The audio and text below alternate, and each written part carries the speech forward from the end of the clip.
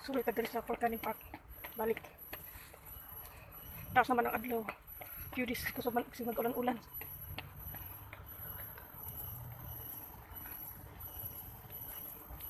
Pag sakit yung tuhod ni sa pa-exercise sa dana. Kayo, sa flat ra mo maglakaw. Wala gyapon. Ang walking is wala na siya kuan. Saka kanong sa danan is good for the kuan na tutuhod.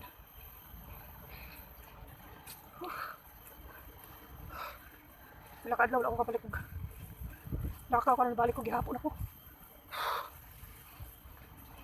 So, mabisita tagkuan. Interview. Tingkalalag man ko no. Pero dili sa Singapore dili Guzman. Guzman na tawag nila dire.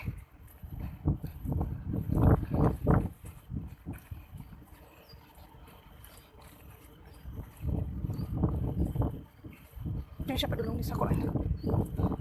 Christian Old Cemetery.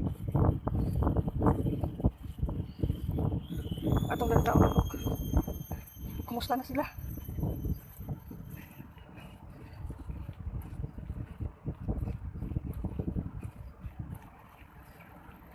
Linong linong diri kay weekdays man.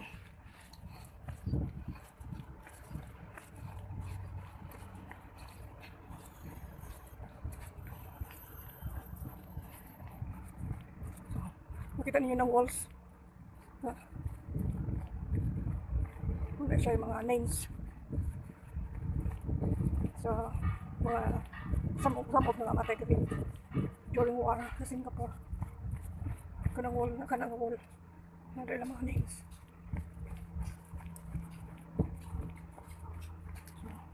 So, dito mag sa main entrance. Taas na kayong adlaw.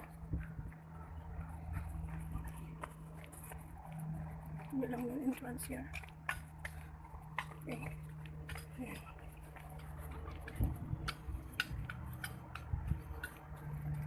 Na, masugod na dari. Bisita. Ako na minis lagi bisitad last month. Ito mga na. That's a nutmeg fruits. Ang taon na to. Kasi nagbisita ang laaba. Wala kami nagbisita. Ako ra. So, balik na po ko dari. May nalang na yung bisita nila. Bisag ako raw sa. So, muna siya si kinsa ni. Namatay niya sa cholera while on duty.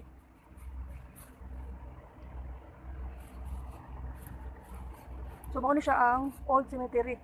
Christian Old Cemetery. It is located in Fort Canning Park. Kay sa unang panahon, kani na area, kani siya na area. Na. Ha? This is a cemetery before, a Christian cemetery, which is diri gilubong ang mga soldiers na nangamatay, including some of them are mga asawa nila at mga anak. So, kani siya si Mr. Elliot, Chief Justice of this colony. Pero sa amin siya namatay. 1893. Yeah. Kani po, general ni siya. 1881. Yeah, si Vladimir, Lieutenant of Imperial Russian Navy. Russian po ni siya. Died 1890. So bata pa sa 60, 70, 80, mga 30 years old. Then si General Consul, German. 1904 siya dali namatay. Niya. Finish. Kasi Mr. Lee Kia-sun. English, Chinese name niya is Lee Kia-sun. So, iyang name is Kia-sun, iyang apelido is Lee. Pero dili na siya si PM Lee, ha? So, kay naging Christian naman siya, so his name was converted into an English name like, so called him John. So, namatay siya 1927, age of 73 years old. So, what is this?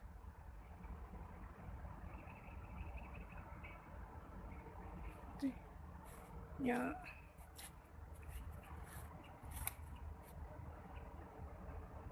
kani siya wife, the memory of Chief, the beloved wife of Hassan, 20 years old. 45 years old. What must I do to be saved? This was from youth to age. His earnest cry, the answer to him how to live and die. William Cassin. Yeah. Kani si William Coppins, acting Postmaster General in Singapore. 65 years old siya namatay, 1872. And then Arthur Forbes, eldest son of the late Major Forbes, October 1870, age of 28 years old. Bata pa siya. Usually pag nakaka sa military, bata pa kawa na. Ano siya, died in 1884. Late Superintendent Engineer, New Harbour Dock Company, the President of the Engineers Association Singapore. So he was the President Association of Singapore. Kani siya Secretary for Chinese Affairs, Street Settlement, and Federation Malay States. Born in May 1861, died in 1906. What's the name? George Thompson here. Ano ako diri? Kaya ako kayo nito ka. Ano man yung na? Hindi yung Hope Vanis. So, diri ta. Kaya daghan sila diri, gatalay. Imagine, this whole place is a cemetery, you know, in 1800. So good ta diri. Init. Oh, init. See, Fort Canning Park, di mabasa, was known as Bukit Larangan, Malay for Forbidden Hill. Oh, Fort Canning Park is a forbidden hill. This hill was the seat of Temasek, a 14th century Malay kingdom, also known as Singapura, Keramat Iskandar Shan. A tomb on the eastern slope is believed to be the final resting place of Temasek last king. Yeah, ano si Keramat Iskandar Shan, ihang lubong siya usat adito. Gawas ani. He was the last king here.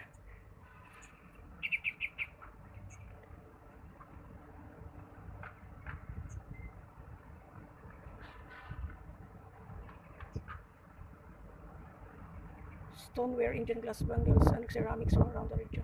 These treasures, confirming Singapore's status as a thriving regional trading hub during the 14th century, can now be seen at the National Museum. Tanan ani na sa pan.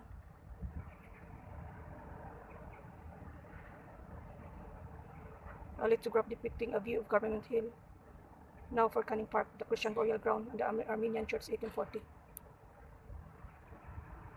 So kana siya, 14th century gold armlet discovered at Fort Canning Hill in 1928. So naroon siya sa Singapore Museum, makita na ito tanan. So, lantaon ninyo ni kanang walls, there are names nga naka-carve din na, nga nangamatay, palibot na, ang tudig to, o diri, dira. So, muna siya ang the old Christian cemetery. This green space was a Christian burial ground from 1822 to 1865. This green space. So the entrance to the cemetery are marked by gateways designed by Captain Charles Edward Faber. So muna siya ang entrance gate. Duha, naapo dito sa Pikas, usa. So, who was superintending engineer in Singapore from 1844 to 1850. So these gateways are some of the oldest examples of Gothic revival style architecture in Singapore. You see, over 600 people were buried here. A third of them Chinese Christians, meaning 1/3 of them are Chinese Christian.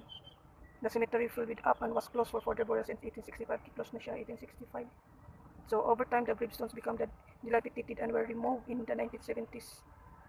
Over 200 tombstones were chosen to remain, and these were incorporated into the brick wall bordering the former graveyard. So muna siya.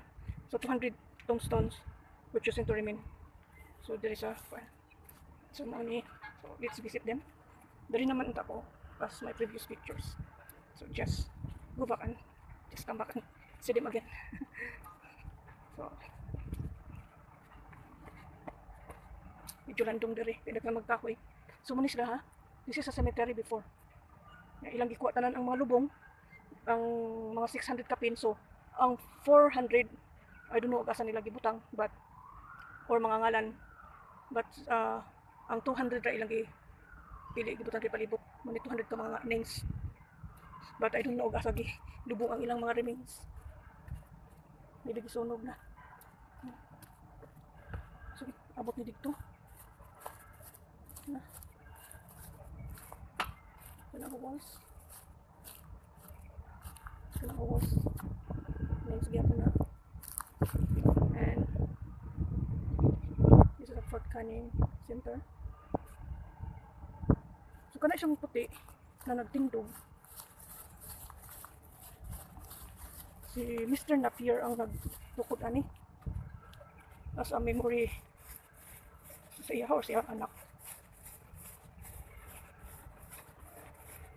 There's a Napier Road here in Orchards. Napier Road na dito ato ang Philippine Embassy. So it was named sa iya ha. And then kaning duha ka sa ito pag nila tukod ako ni siya. It was just, you don't also know what is the reason, but could it be maybe just a relaxing place or a resting place, you know.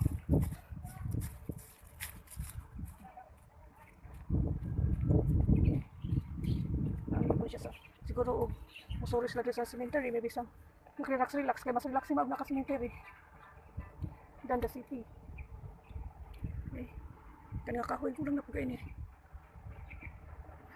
So na siya sa papasa ani Cupolas. These two monuments one is with dome-shaped roofs are called the cupolas. A cupola is a small dome-like structure or ceiling. They were designed by George Drumgold Coleman. Napoy Coleman Road diri sa may Bugis. 1795 to 1844, a prominent architect in early colonial Singapore. Coleman also designed larger structures such as Armenian Apostolic Church of St. Gregory and the Illuminator at Hill Street, which has a dome roof before its remodeling in 1854. No record of dates of constructions or the purpose survives, but they were probably designed as space for rest and relaxation on the hill. Na dito ang Armenian Church. Na din na. Mugawas ka na dira. O diri. Gawas ka na diri. Na iskeleto dira. Na Armenian Church. Nya, you see? Kana there are also names sa mga nangamatay. They are in this, into the 200 ha. See? Sama ni. Captain in the Bombay Artillery, the only son of Captain William Brabazon, Master Attendant Angelina, who died on this island where he came for change of climate. Sa una ra change of climate ni. On the 22nd of May 1812, he's 31 years old, so sa kaning change of climate. Siguro change of climate ani. Dagan na nga matay mo gyapon. The memory of E.W. Skinner, infant son of A. Skinner. Bata, gamay. Mga bata pa ni sila. Mga matay. Uban, asawa nila na ilang mga anak. Anne Elizabeth is 27 years old and 6 months and 12 days, who was born on the 1st of July 1830 and departed this life on the 30th of January 1853.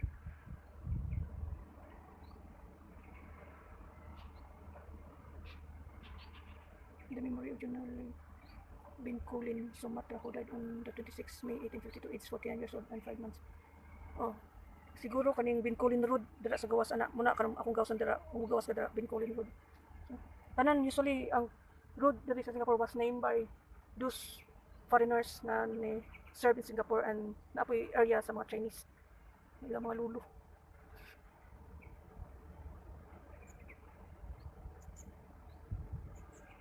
So, G.C. Richardson's eldest daughter of Captain Richardson's. See? Sila na some of them anak nila. And they are young. Musana Peterson, born at Madras on 2nd August 1817. Morning writing sa Madras. Born in London. Died in Singapore, 44 years old. 43 years old. Mga samsuding anak sa Captain. Ubay-ubay.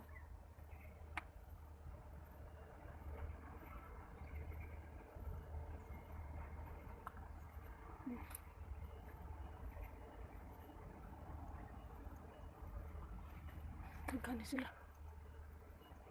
So Singapore really was built by these people, you know, British, American, German.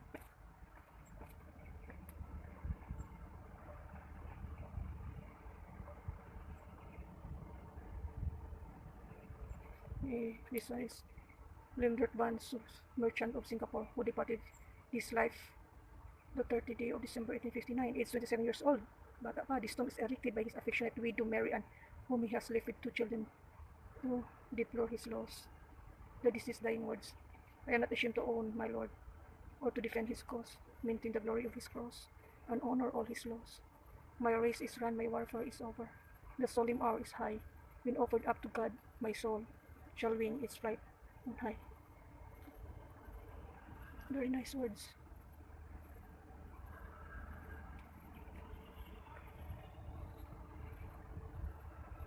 Sa pinanganak. Pero dili siya kuan, foreigner gyapon siya, Niccolo de Olivero. Captain wala sa asawa. So kan siya.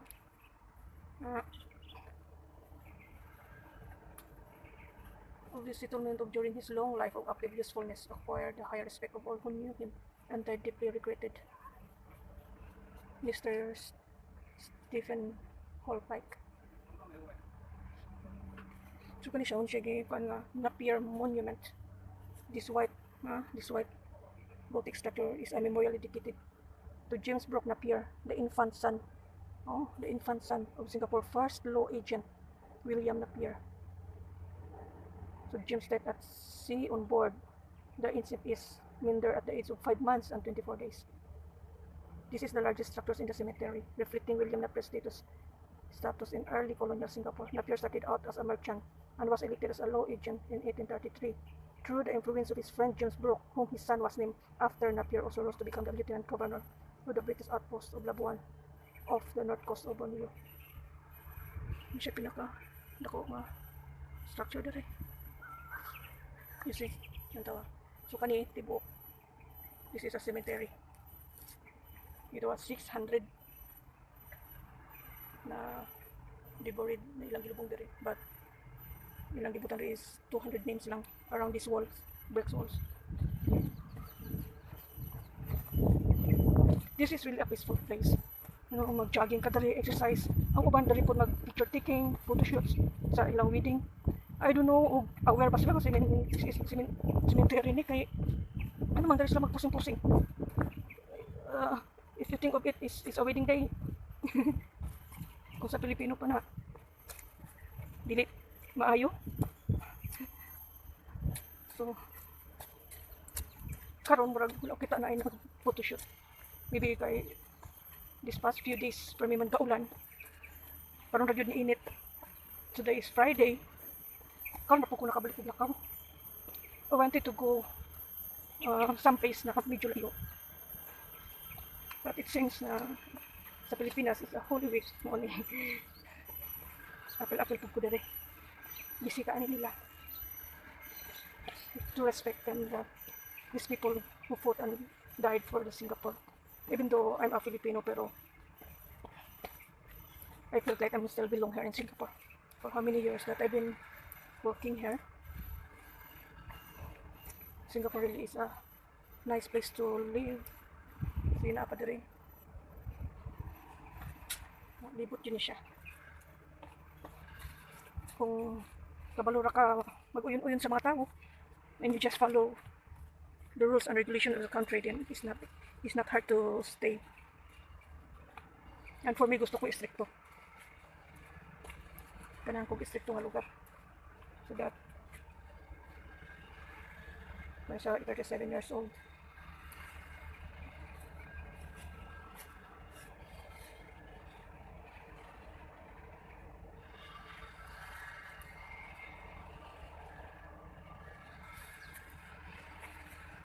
Martha Maria, wife of Reverend George Wood, daughter of Slim Johnson of Morristown, New Jersey, died at Singapore, March 9, 1839. It's 21 years old.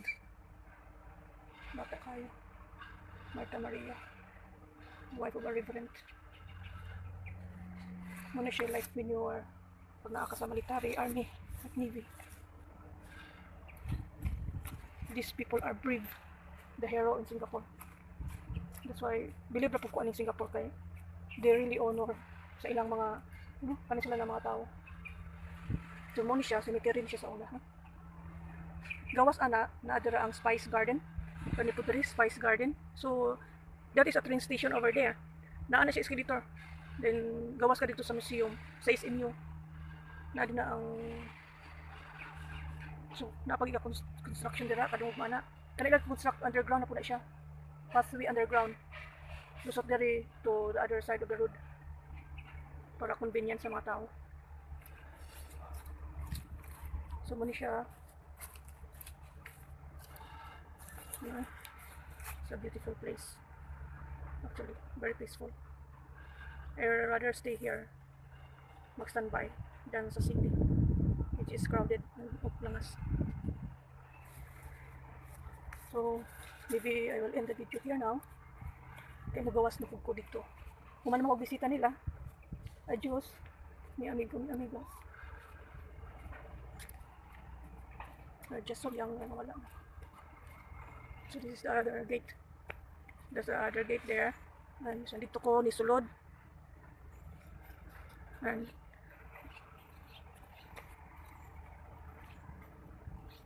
dari ko mong kawas. What a beautiful place to relax. Layo sa langas. Langas ang construction. Ano siya? Mas Spice Garden lang dito. Ano siya ang gate. Okay, I will stop here now. Kataas man akong video. See you later. And stay safe guys, stay safe. Amping-amping. Bye.